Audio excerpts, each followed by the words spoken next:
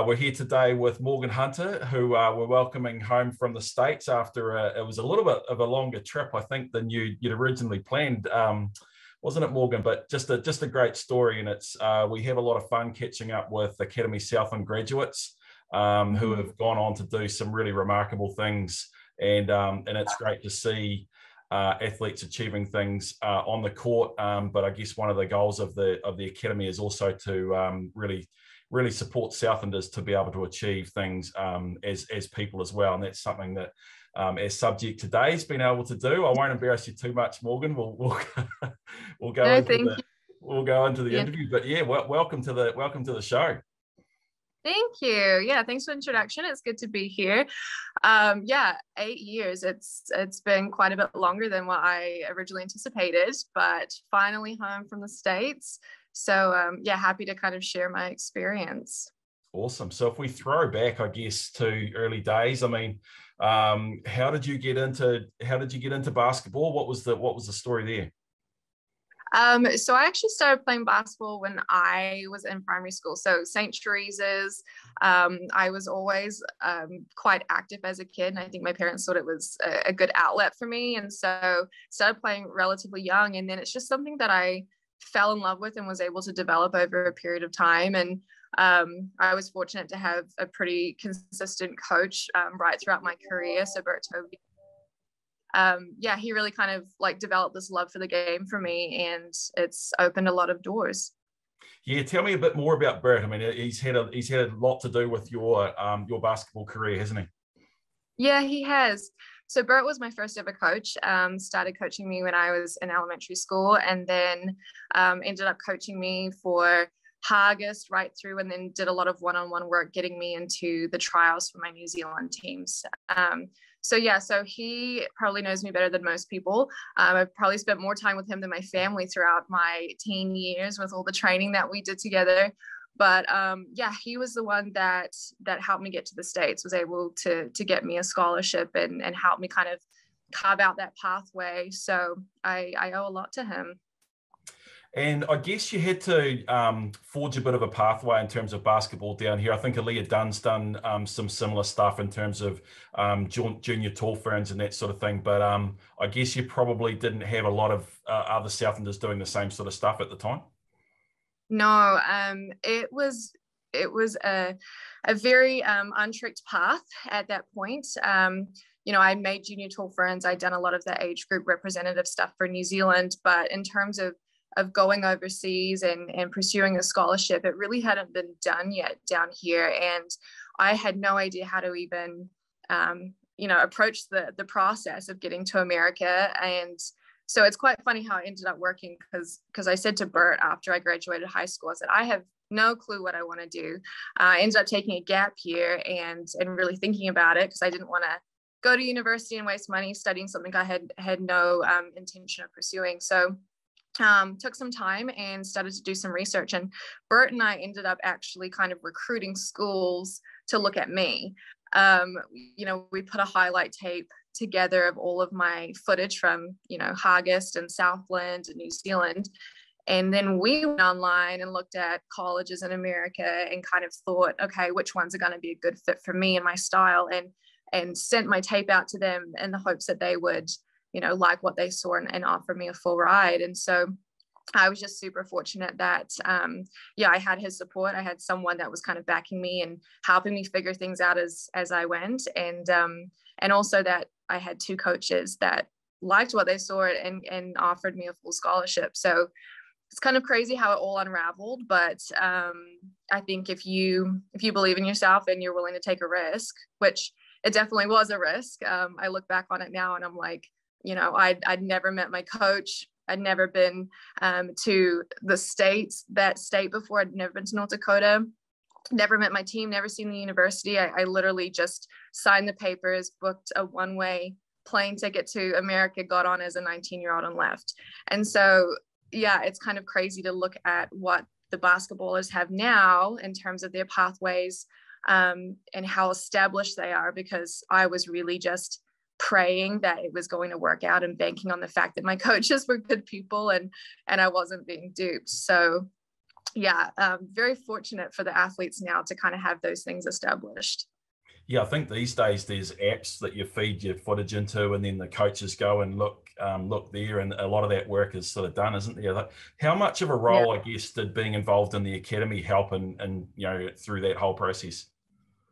The academy was paramount because, like I said, I was really going into uncharted territory. I had no idea what I was signing up for when I went over there. But in working with them in those, past couple years in high school before I graduated and went to the States, I had learned a lot of key, foundational skills that transfer to basketball, but also just in everyday life. So I went over there and I knew, okay, if worse comes to worse and something's not going right, I'm organized. I have great communication skills. I'm time management pro. Like I can manage multiple things. I'm a good problem solver and I'm proactive. And so even though I had no clue what I was doing, I just knew that I had these skills and I would be able to make it work.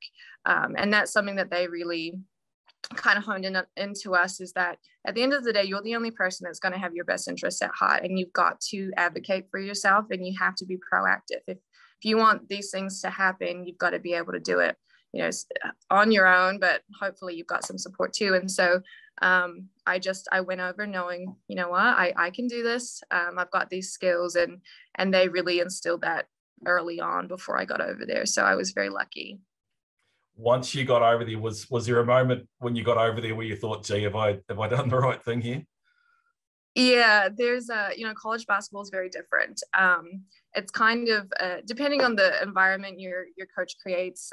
And my team, we all got along really well, but it was kind of like a kill or be killed type situation in our team. Making the team wasn't just it. It was then solidifying a spot on the court. And I'd never really been a part of an environment where you were kind of hoping that someone would mess up so that you would get your chance at court time. I think we have such camaraderie in New Zealand, and once you're part of a team, like there's that unity. And that was the first time that I'd ever really experienced this culture of, you're my friend and I love you, but I also hope that you mess up because I want that court time. And so there was definitely moments where that was really hard. And I was like, oh my gosh, like, am I cut out for this?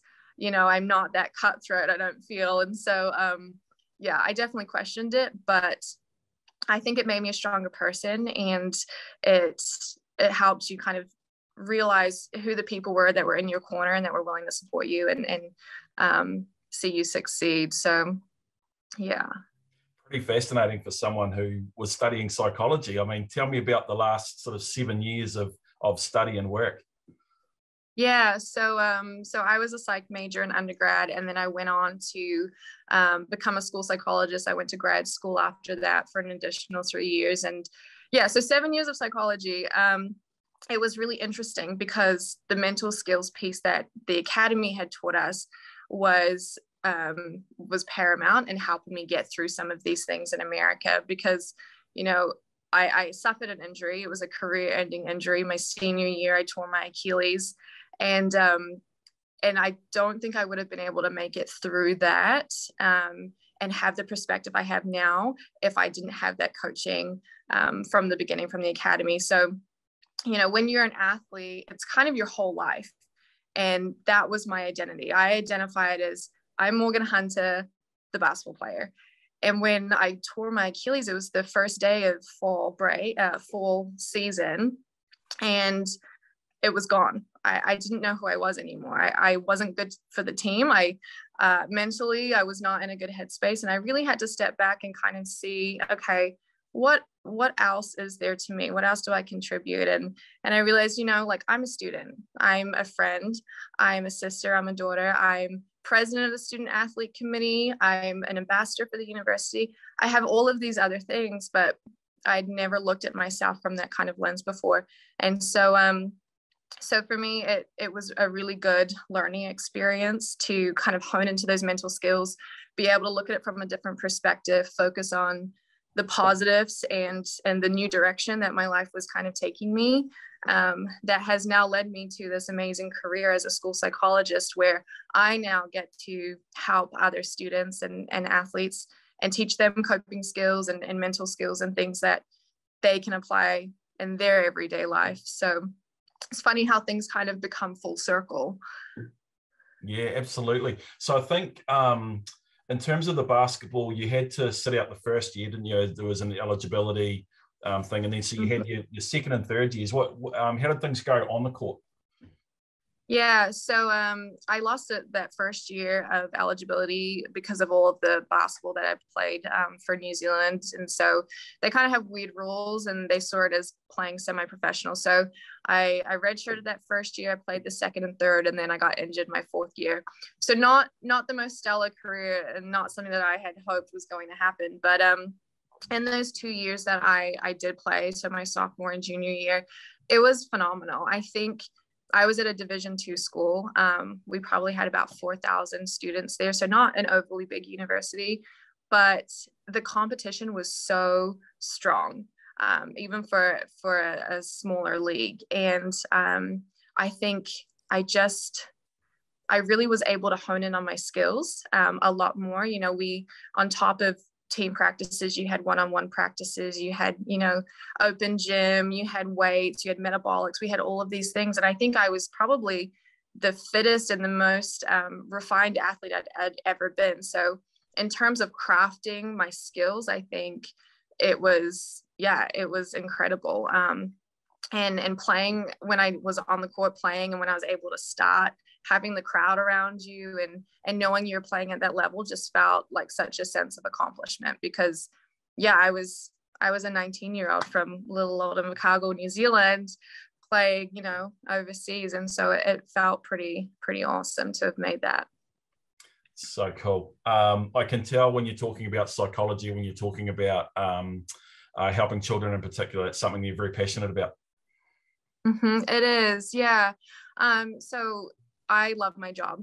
I think it's so rewarding because I get to see people at their most vulnerable. And I work with students, so I specialize in educational psychology, and I get to deal with a spectrum of things. But I see people at their most vulnerable, but I also get to see them grow. And I think that's the part that I love the most. There's obviously days that are really difficult, but seeing kids learn and apply the things that you're teaching them, and ultimately building their character and coming out the end of that tunnel a better human with more, life skills. It's really what keeps me going. So I love my job. Yeah, absolutely. And I was just thinking, you were heading away for 4 years to begin with, and then and then it was a wee bit longer than that. What did the family think about you being away for so long? Yeah, I think they were kind of shocked. I remember when I first told Mom that I was going over to America, I was like, oh, Mom, I think I'm going to look to go and play college ball. And she's like, oh, yeah. Like, I don't think she really took me seriously. And then I was like, oh, yeah, I've got a scholarship and I'm moving over. And she was like, oh, like, this is actually happening. And I was like, yeah, I wasn't joking. And so originally it was just 4 years. But as I got into the American system and started living the lifestyle over there, I think they kind of saw that, oh, Morgan's really thriving here. She really enjoys it. This is a natural fit for her. And so when I decided to continue on for grad school, I don't think they were too surprised. I think it was definitely difficult. They came over to visit quite a few times, which made it a lot easier. Because I came home twice and they came over twice to visit me. I had friends that came over and watched me play when I was in Hawaii playing. And so that kind of broke up the time, and I didn't feel like I was so isolated. But yeah, it was difficult. And I think they were very pleased to hear that I was coming back this year. So now we just get to enjoy time together and make up for the past 8 years. Absolutely. And so it's great to have you home now. What's next for you?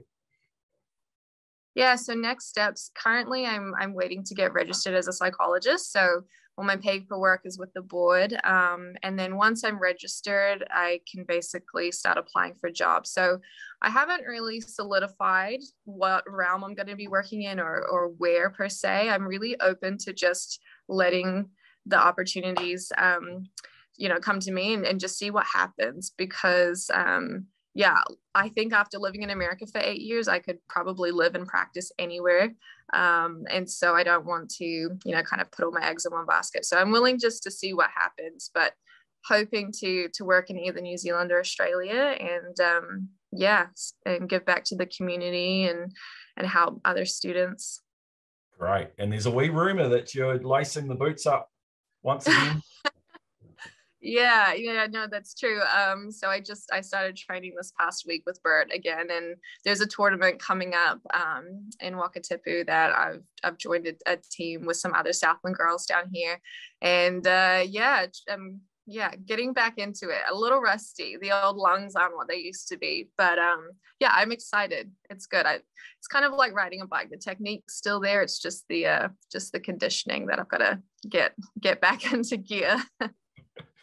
Nice. And I guess just to cap things off, if you could give a little bit of advice to someone who was like a Morgan Hunter at 19 and was thinking about, you know, this big shift and this big change, what would that be?